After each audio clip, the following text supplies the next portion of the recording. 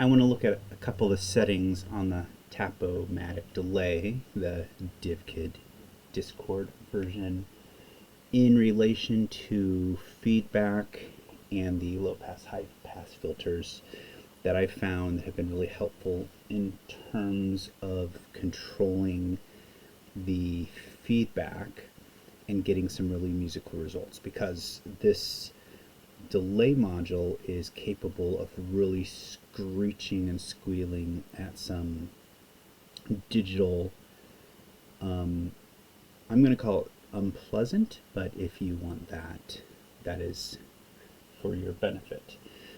So what I have is off screen, I have rings running into the Tap-O-Matic Delay right here for the dry, and just through a basic arpeggiator, and it's going to sound like that. And I'm going to be hitting a lot of various notes in a couple different octaves, so this will be very high-pitched in some situations. And just so you're prepared for what you're going to be hearing, this will be some of the lower notes, and this will be some of the higher notes. And I want you to hear the full range of that, so your ears are not pierced when it comes time for that.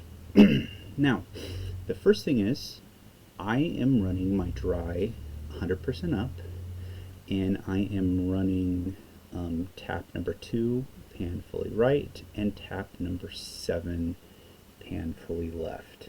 And this will let us hear kind of the out of phase relationship, and you can listen in your left and right speakers for that.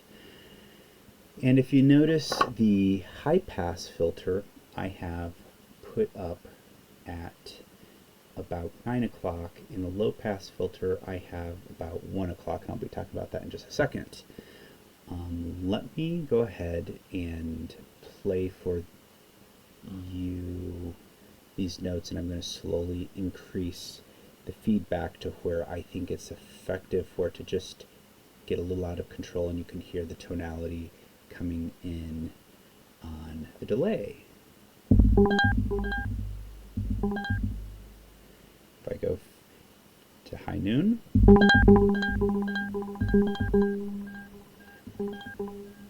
we get a little feedback there. That's fine. That's not what I like.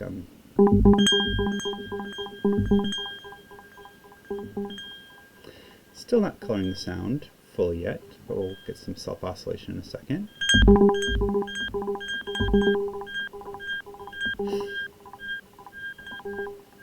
And now when we start to get to about 3 o'clock,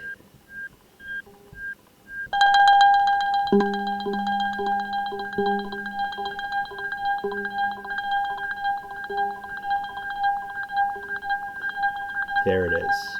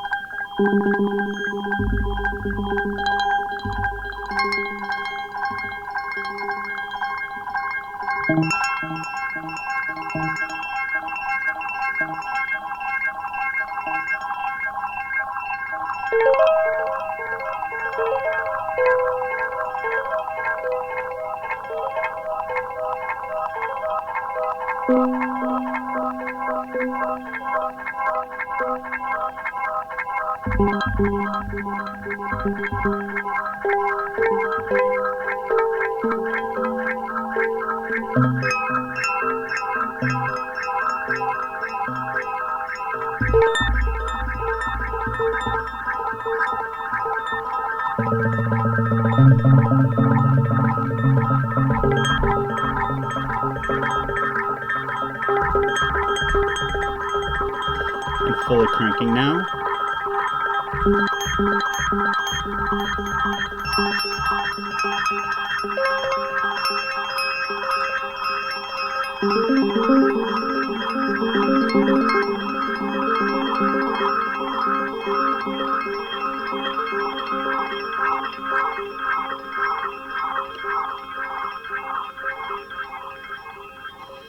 Now, a couple things to note here as the trails are dying back. Some of the warnings that I'm going to offer of this is if your high pass, you start to roll that off, you will have a lot more aggressive feedback. The high pass removes the bass, and the bass actually suppresses a lot of the high-pitched squealing on this module, and you can get away with a lot just by having that there. This module likes a low rumble, and you can hear that in the lower notes. And you can hear that nice distortion down there. And if you go from having the bass all the way down, let me remove my low pass filter, hopefully this doesn't squeal on us, to all of a sudden removing that bass, that's been one of the places that I've seen the screaming come from. So if you're gonna have the high pass engaged, make sure you roll off that, and also don't have your delay taps cranked up to 100%. That is a recipe. Oh, that's a cool sound. That's a recipe for some pretty aggressive feedback.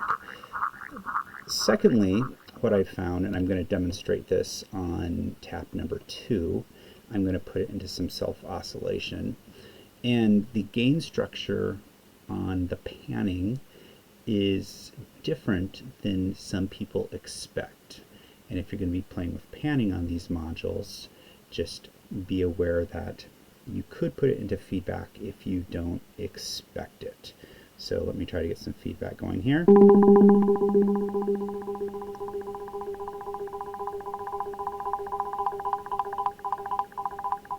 So we have a nice balance there in the right speaker. And if I put it to center, we lose our feedback. And the gain structure of this is, I think, set so that center has significantly less gain than either right or left. And it does seem like a true separation of left and right processing. I've been trying to take feedback that was happening on the right, move it to center for a while, and then transfer it to the left, and I'm not able to do that. I have been able to take feedback on the right that's been happening. Let me try this here.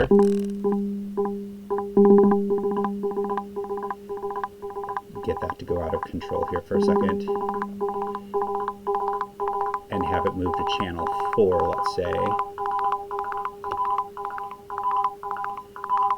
which is also on the right, and 6 is panned to the right. I can have that picked up on channel 6. But if channel 5 is panned to the left, I totally lose a signal. So it is discrete panning left and right, which is really nice. But you will have a different gain structure if you are set panned center versus far right or left. So the danger is if you go from center panning and then all of a sudden throw it to right or left, you could end up with some feedback very quickly. And if your settings on your high pass, low pass filter are set to where it is going to squeal, that could be unpleasant for you. So hopefully that helps you as you're exploring this very amazing pedal, module, whatever you want to call it. I'm still learning a lot about it, and I've mainly spent my time in the all taps mode, but there's much to explore in tap 8 mode as well. Happy patching!